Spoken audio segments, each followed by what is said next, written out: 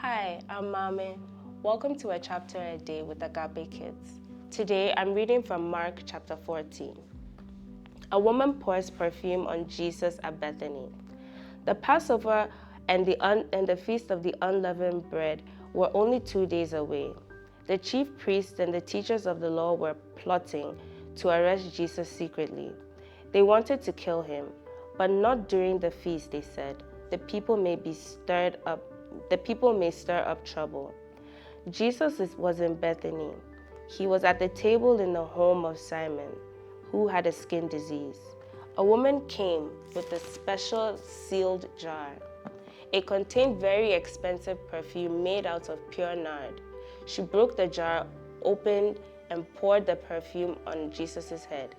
Some of the people became angry. They said to one another, "Why waste this perfume? It could have been sold for more than a year's pay. The money could have been given to the poor." So they found fault with the woman. "Leave her alone," Jesus said. "Why are you bothering her? She has done a beautiful thing to me. You will always have poor people with you. You can help them anytime you want, but you will not always have me. She did what she could. She poured perfume on my body to prepare me to be buried. What I'm about to tell you is true. What she has done will be told anywhere the good news is preached all over the world. It will be told in memory of her." Jesus Iscariot was one of the 12 disciples. He went to the chief priests to hand Jesus over to them. They were delighted to hear that he would do this. They promised to give Judas money. So he watched for the right time to hand Jesus over.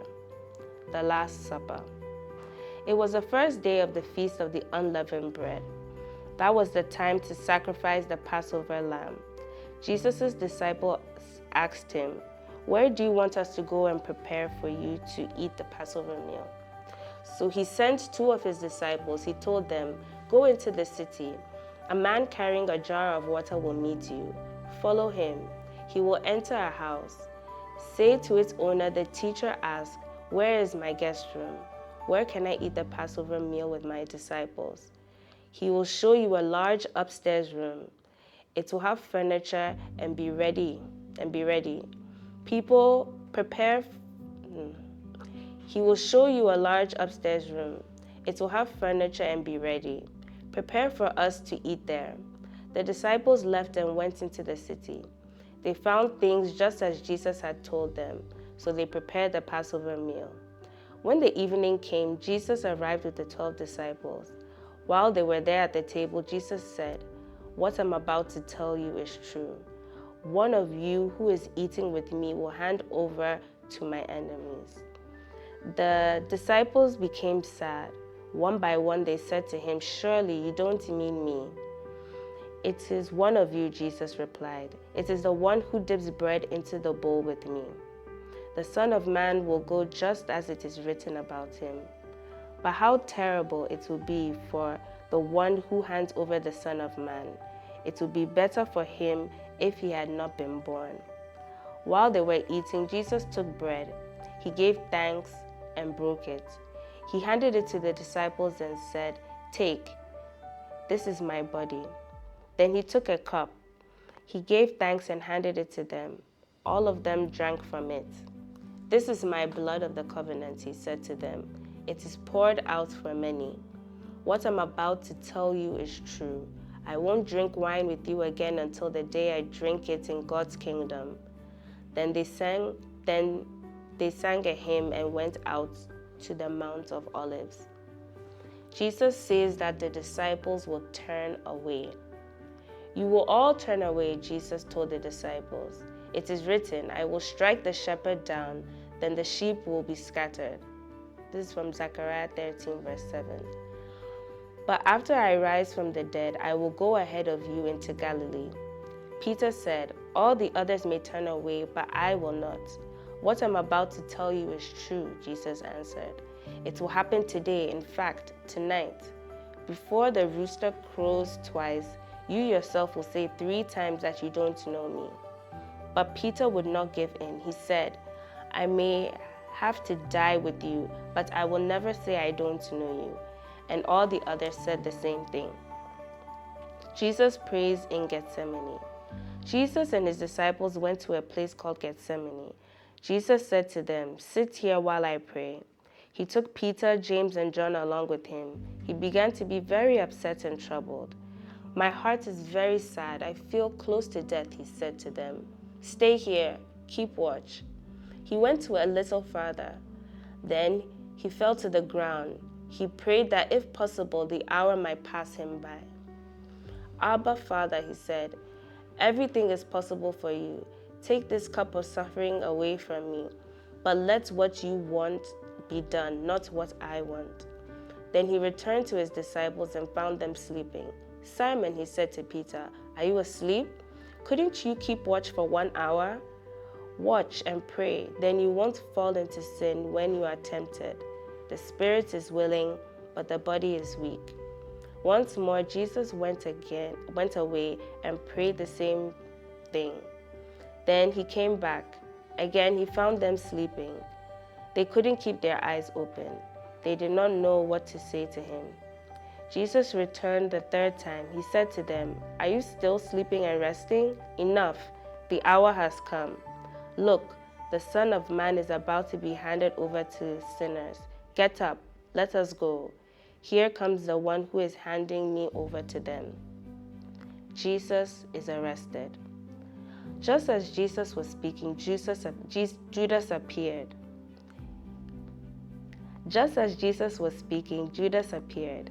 He was one of the 12 disciples. A crowd was with him. They were carrying swords and clubs. The chief priests, the teachers of the law, and the elders had sent him. Judas was going to hand Jesus over.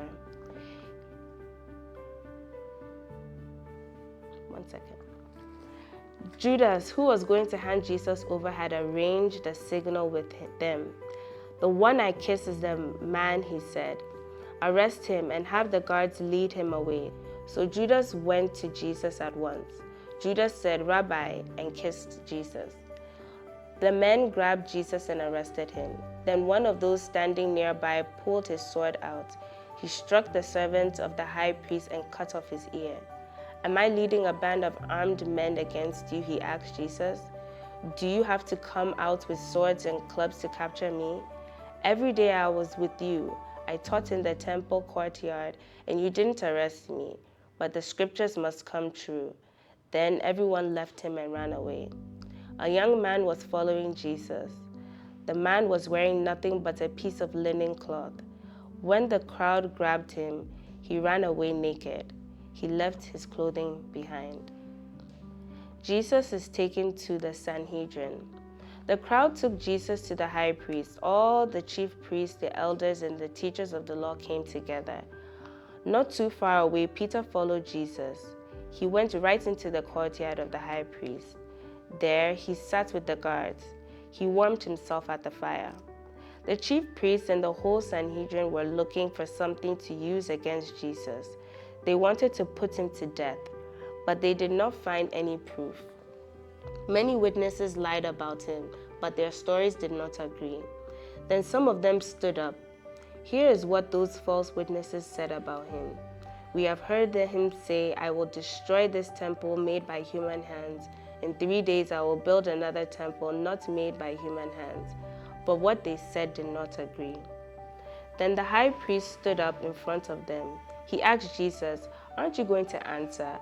What are these charges these men are bringing against you?" But Jesus remained silent. He gave no answer. Again, the high priest asked him, "Are you the Messiah? Are you the Son of the Blessed One?" "I am," Jesus said. "And you will see the Son of Man sitting at the right hand of the Mighty One. You will see the Son of Man coming on the clouds of heaven." The high priest tore his clothes. "Why do we need any more witnesses?" he asked. "You have heard him say a very evil thing against God. What do you think?" They all found him guilty and said he must die. Then some began to spit at him. They blindfolded him. They hit him with their fists. They said, "Prophesy," and the guards took him and beat him. Peter says he does not know Jesus. Peter was below in the courtyard. one of the high priest's female servants came by. When he saw Peter warming himself, she looked closely at him. You also were with Jesus, that Nazarene, she said. Peter said he had not been with them. I don't know or understand what you're talking about, he said. He went out to the entrance of the courtyard. The servant saw him there. She said again to those standing around, "This fellow is one of them."